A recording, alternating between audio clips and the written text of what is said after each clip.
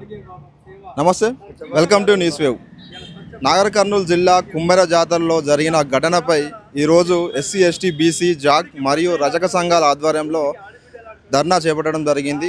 ఈ విషయంపై మాట్లాడేందుకు ప్రశ్నించే గొంతుక సుఖరాం నరసయ్య ఉన్నారు. ఒకసారి వాళ్ళతో మాట్లాడే ప్రయత్నం చేద్దాం. అన్న నమస్తే. ఈ ఘటన జరిగి దాదాపుగా 15 రోజులు కావస్తుంది, అయినా ఎలాంటి యాక్షన్ మాత్రం గవర్నమెంట్ నుంచి రాలేదు.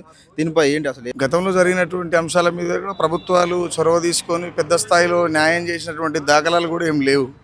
రెండోటి ఏంటంటే ఈ ఎస్సీ ఎస్టీ బీసీ అనేటువంటి సంఘాలు, కుల సంఘాలు, ప్రజా సంఘాలు లేదా ఉద్యమ సంఘాలు ఏవైతున్నాయో ఫస్ట్ ఆఫ్ ఆల్ ఇవి ఎండ్రికిచ్చల పాత్ర పోషిస్తున్నప్పుడు రాజ్యం బలంగానే ఉంటుంది, దానిపైన అదే చేస్తుంటుంది. ఒక్క విశారదనన్న ఈ బీసీ ఎస్సీ ఎస్టీ జేఏసీ అని పట్టుకొని వచ్చినంత మాత్రాన న్యాయం జరుగుతుంది అనుకోవడం కూడా పొరపాటు. ఎందుకు అని అంటే 2 చేతులు కొడితేనే సప్పట్లు వస్తాయి అనేటువంటి తరహాలో మాట్లాడుకుంటుంటాం మనం తెలంగాణలో. ద సేమ్ టైం ఏంటంటే అంశం కూడా ఇవాళ స్టార్ట్ అయింది కాదు. రెడ్డి అహంకారమైన, విలమ అహంకారమైన, బ్రాహ్మణ అహంకారమైన, మతోన్మాదమైన, కులోన్మాదమైన ఈరోజు ప్రారంభమైంది కాదు, ఇప్పుడు అంతమయ్యేది కాదు. కాబట్టి దీన్ని రూపుమాపే దిశగా ఏం చేయాలి అని అనుకున్నప్పుడు బలహీన వర్గాలన్నీ కూడా బలంగా మారినప్పుడే రాజ్యం మీద యుద్ధం చేయగలుగుతాం, మనకు కావలసినటువంటి స్వేచ్ఛని తీసుకోగలుగుతాం. అప్పటిదాకా ఇలాంటి ఉద్యమాలు జరుగుతూనే ఉంటాయి, పోతూనే ఉంటాయి. ద సేమ్ టైం ఇప్పుడు జరగాల్సింది కూడా ఏంటి అని అంటే ఆ చనిపోయినటువంటి 2 నెలల పాప కుటుంబానికి ఏ న్యాయం అయితే జరగాలనో, ఆ చేసినటువంటి వాళ్ళకి ఏ శిక్షలు అయితే పడాలనో, అంతేకాకుండా అక్కడి నుంచి అది వదిలేయడం కాకుండా ఈ దేశంలో ముఖ్యంగా మతం, ఆ మతానికి పుట్టినటువంటి కులాలు, తల్లిదండ్రులు ఉంటేనే పిల్లలు పుడతారు, మతం ఉంటేనే కులం పుడుతుంది. కాబట్టి దాంట్లో భాగంగానే ఏ కులాల వాళ్ళు హిందువులు అని చెప్తే ఎవరంతలా వాళ్ళు ఉంటారు కదా, ఫలానా కులాలు గుడికి రావద్దని చెప్పి పోకుంటుంటారు కదా. ద సేమ్ టైం నేను ప్రజలు కూడా నేను ఏమంటున్నా అంటే మిమ్మల్ని రాని అని గుళ్ళకి మీరు ఎందుకు పోతుర్రా భయ్? ఎంతగానో ఇట్లా తన్నులు తిని దెబ్బలు తిని వస్తారు. మిమ్మల్ని రాని అని గుళ్ళకి మీరు దేనికి పోతుర్రు కదా. ఇక్కడ వేసుకోవాల్సిన ప్రశ్న కూడా ఏంటనంటే భారతదేశంలో పుట్టుడుని చేసిన తప్ప మనిషిని మనిషిగా చూడని మతాలదేమున్నది గొప్ప.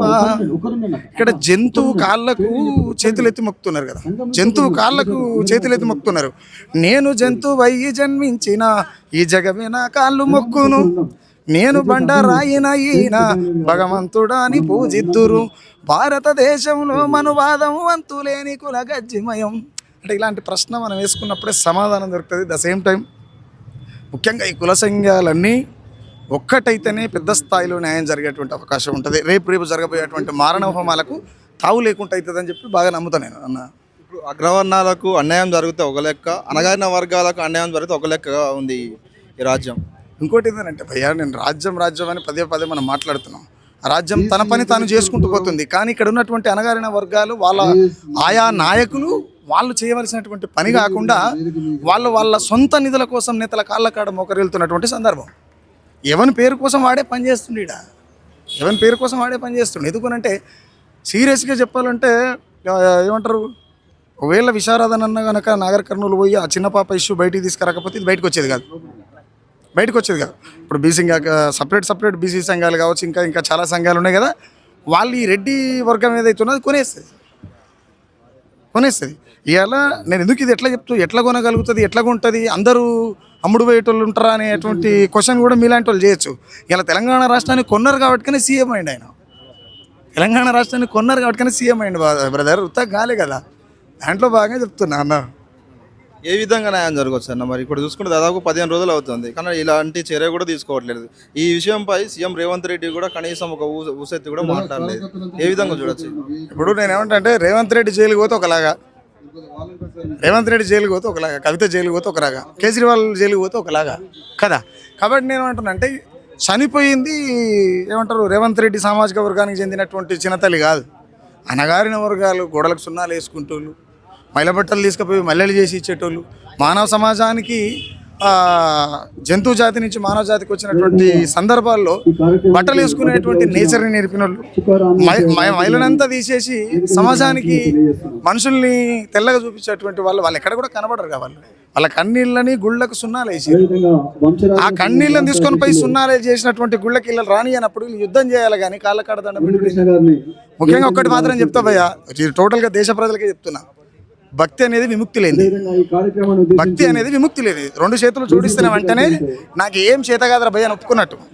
ఈ చేతగాని మొక్కులు, ఈ చేతగాని భక్తులు, ఇదంతా దీనివల్ల ఏం జరగదు. కాబట్టి ఏం చేయాలంటే దేవునికి భక్తునికి మధ్యలో అనుసంధానంగా ఒక ప్రతినిధి అనేటోడు ఉంటాడు. ఎవరు? ఆయన పూజారి ఎవరైతే ఉంటాడో భక్తుని బాధలు తీసుకుపోయి దేవునికి చెప్పి దేవుని నుంచి మళ్ళీ ఇక్కడ దీవెనలు తీసుకొచ్చి ఇచ్చేటువంటి ప్రతినిధి ఎవరైతే ఉంటాడో ఆ ప్రతినిధి చెప్పాలి ఏ ఏ కులాల వాళ్ళు హిందువులు, ఏ ఏ కులాల వాళ్ళు గుళ్ళకి రావచ్చు అని.